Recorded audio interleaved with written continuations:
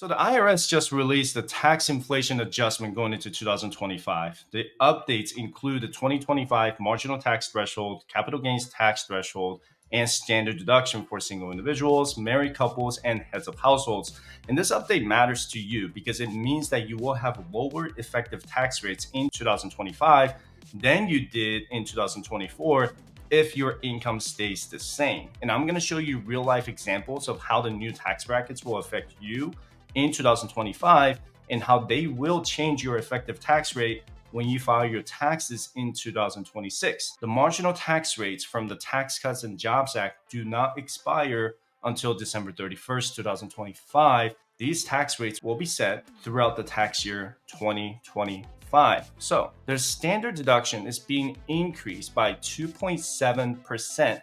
The IRS adjusts the standard deduction every year for inflation, and they use what's called the Chain Consumer Price Index for all urban consumers, or CCPIU, and which is a little different from the CPI for all urban consumers, or CPIU. So CPIU is used to calculate Social Security, veterans disability, and military pension, while CCPIU is used to adjust standard deductions and marginal tax rates for the 12 months between September 2023 to August 2024 compared to the previous year. And that's where the 2.7% increase comes from between 2024 and 2025. And since 2018, the year after the TCJA was signed into law, the standard deduction has increased annually for single individuals, married couples filing their taxes jointly, and heads of households. It started with $12,000 in the tax year 2018 to now $14,600 for the tax year 2024. And married couples will have their standard deduction doubled of the single individuals, and it was $24,000 in the tax year 2018 to $29,200 for the tax year 2025. So the standard deduction for single individuals and married individuals filing their taxes separately will increase from $14,600 to $15,000, and that is an increase of $400. The standard deduction for married couples filing their taxes jointly will increase from $29,200 to $30,000. And this is an increase of $800 for joint filers. And it's pretty easy to memorize now at $15,000 and $30,000. So essentially your first $15,000 or $30,000 of your gross earnings is considered tax-free if you take the standard deduction. And if you're a head of household, your standard deduction will increase from $21,900 to $22,500. And that is an increase of $600 going into 2025. And the standard deduction is a figure, like I said, that is set by the IRS every year that can be subtracted from your total gross income. And you have your gross earnings from your job, and then you'll subtract the standard deduction from your income to determine your taxable income. So for example, if you're making $100,000 a year, right, as a married couple, then your taxable income in 2025 is going to be $100,000 minus $30,000. So your taxable income in 2025 is going to be $70,000, assuming that you have no other deductions. Can you get more deductions on top of the standard deduction? Absolutely. But before I get into that, did you know that almost 40% of Americans do not own any stocks? How often do you hear people say they wish they had started investing 5, 10, 20, or 30 years ago? So I'm excited to announce that I partnered with public.com on this video where you can invest in stocks, bonds, crypto, options, and earn 4.6% APY on your cash, all on a single platform. With Public's high yield cash account, you can store your cash for an emergency fund, travel fund, or even a down payment on your home, which earns 10 times higher than a traditional savings account. Public also recently launched their new bond account, which is another way to diversify your portfolio across investment grade and high yield corporate bonds. With an account on Public, you can even create your own personalized investment plan with a collection of up to 20 assets that you can automatically contribute to on a recurring basis. So if you're looking to grow your cash with higher yields and build a multi-asset portfolio, you can visit public.com/SCI to get started. Again, that's public.com/SCI or PSY to open your account today. Thank you, public.com, for sponsoring this video. So here are some common above-the-line tax deductions, which means you can deduct your income in addition to the standard deductions. And your 401k is one of them, as long as you make pre-tax contributions to a traditional 401k. It can also be your 403b, 457, TSP, or any employer-sponsored retirement account. And your traditional IRA is another one. However, you have to keep in mind that how much you can deduct will depend on your income for the year. And you could also deduct your student loan interest up to a certain amount, but the income phase out range will also apply. And the health savings account is my favorite one because it has no income limits like your traditional IRA. You can also fully deduct your HSA contributions as a single individual or with a family plan. And you can also deduct your Social Security tax, Medicare tax, and state income tax. The only exception is that you can't deduct your state income tax if you're a resident of New Jersey or California. And the other one is not that common but worth mentioning, and that's your business expenses if you're filing your taxes as a sole proprietor. And this is incredibly awesome for people working from home or if you have a side hustle of some kind, because you can deduct your rent, utilities, insurance, contract labor, and much more. And there are so many other above the line deductions that I didn't mention, like your healthcare premiums, flexible spending account, and pension contributions. But you can go to the IRS website or talk to your local CPA for more information. And if you are over the age of 65 or legally blind, or if you know your parents are approaching that age, or you have grandparents at the age of 65, you can let them know that they will get an additional $1,600 per person for the standard deduction. That's on top of the standard deduction, or $3,200 for married couples if you're 65 years old and or blind. You have to be legally blind, and that is in addition to the standard deduction of $15,000, $22,500, or $30,000 as a single individual, head of household, or married couple, respectively.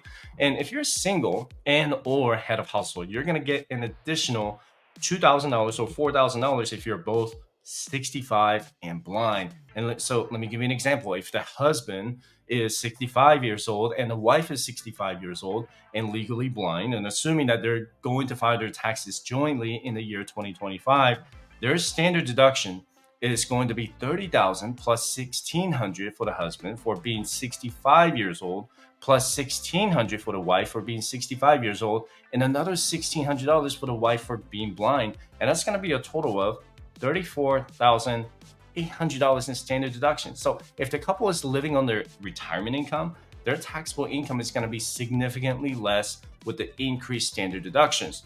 And the standard deduction for dependents will also increase from $1,300 to $1,350, or your earned income plus $450, whichever is greater. Just remember that the amount can never be greater than the usual standard deduction available for your filing status. And for couples filing your taxes separately, if one of you decides to itemize your deductions, the other spouse also has to itemize his or her deductions. The IRS reported that about 90% of Americans claim the standard deductions because they're much easier than identifying and totaling the expenses to itemize their deductions, right? And if you're still not sure what a standard deduction is, just think of it this way. If you make $100,000 a year from your W-2 job, $15,000 of that $100,000 will be deducted. So $85,000 becomes your taxable income. If you're married and filing your taxes jointly, the standard deduction of $30,000 will be subtracted from $100,000. Then your taxable income is going to be $70,000. And if you're interested in joining my private group to be a part of other like-minded individuals or couples working to achieve financial independence, you can join us by visiting FIRESIPC.com/community. Now, the IRS is also going to increase the income thresholds for the marginal tax rates in 2025. And let's assume that your taxable income after the standard deduction is $50,000 in 2024 and 2025. And let me show you the 2024 tax brackets for single individuals. Remember, our federal income tax is a progressive tax system. So only a portion of your income is going to be taxed at 10, 12, 22, 24, 32, 35, and 37%. So your first $11,600 will be taxed at 10% or $1,160. The next $35,400 will be taxed at 12% or $4,000 and almost $300. And the remaining $3,000 of your income will be taxed at 22% or $660. So the effective tax, or how much total you're paying the federal government, will be $6,068. And if you divide it by the taxable income, your effective tax rate is 12.1%. 4%. And if you get paid bi-weekly, which is every 2 weeks, about $233 will be taken out of your paycheck for tax withholding every 2 weeks. And this is the 2025 tax bracket for single individuals or single taxpayers. And let's assume that the income is going to stay the same in 2025 at $50,000. So your first $11,925 will be taxed at 10%, and now it's $1,192.50. And the next $36,550 will be taxed at 12%, or $4,386.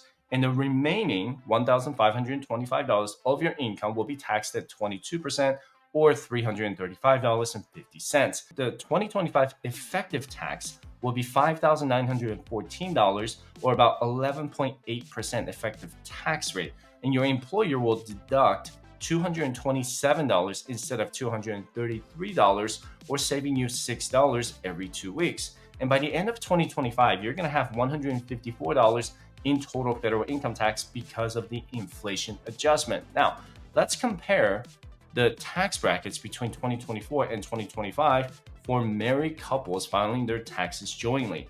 In 2024, let's assume that your taxable income after the standard deduction was $125,000. So the first $23,200 will be taxed at 10%, or $2,320, and the next $71,100 will be taxed at 12%, or it's going to be $8,532, and the remaining $30,700 was taxed at 22%, or $6,754.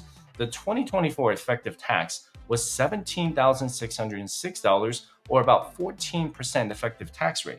Your employer deducted $677 every 2 weeks if you got paid bi-weekly. And this is the 2025 tax bracket for married couples filing their taxes jointly. And let's also assume that the income is going to stay the same in 2025 at $125,000. So your first $23,850 will be taxed at 10%, or $2,385. And the next $73,100 will be taxed at 12%, or $8,772.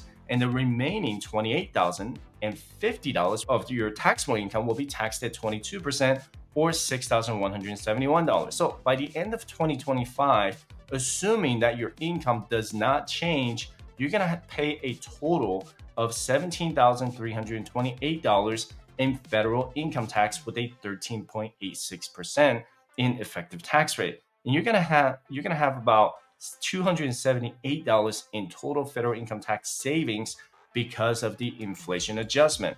And if you file your taxes as the head of household, you're going to have a different tax bracket. So be sure to check it out on the IRS website. And if you're married but filing your taxes separately, your income tax bracket is pretty much the same as the single individual's tax bracket until you hit the 35% marginal tax bracket, or making at least $365,000 a year. And if you're in the high income category, you need to have a very good reason why you're filing your taxes separately, because there are so many more benefits out there for the joint filing status. And the exemption amount for alternative minimum tax exemption for unmarried individuals was increased to $88,100 and $68,650 for married couples filing their taxes separately. And it begins to phase out at $626,000. And for married couples filing their taxes jointly, the exemption amount will be increased to $137,000 and begin to phase out at $1.252 million. And if you have 3 or more qualifying children, the tax year 2025 maximum earned income tax credit amounts to $8,046. So that would be the EITC, right? And which is an increase from $7,830 for 2024. You can check out the IRS website for the maximum EITC amount for other categories and income thresholds. And if you use any of the flexible spending account or FSA, the maximum contribution limit is also increased from $3,200 to $3,300. And the carryover limit is also increased from $640 to $660. The foreign earned income exclusion also increased from $126,500 to $130,000. And this is for US citizens who live overseas for at least 330 calendar days during any period of 12 consecutive months. And if you're looking to become a digital nomad overseas, this is something that you want to look into and maybe pay attention to.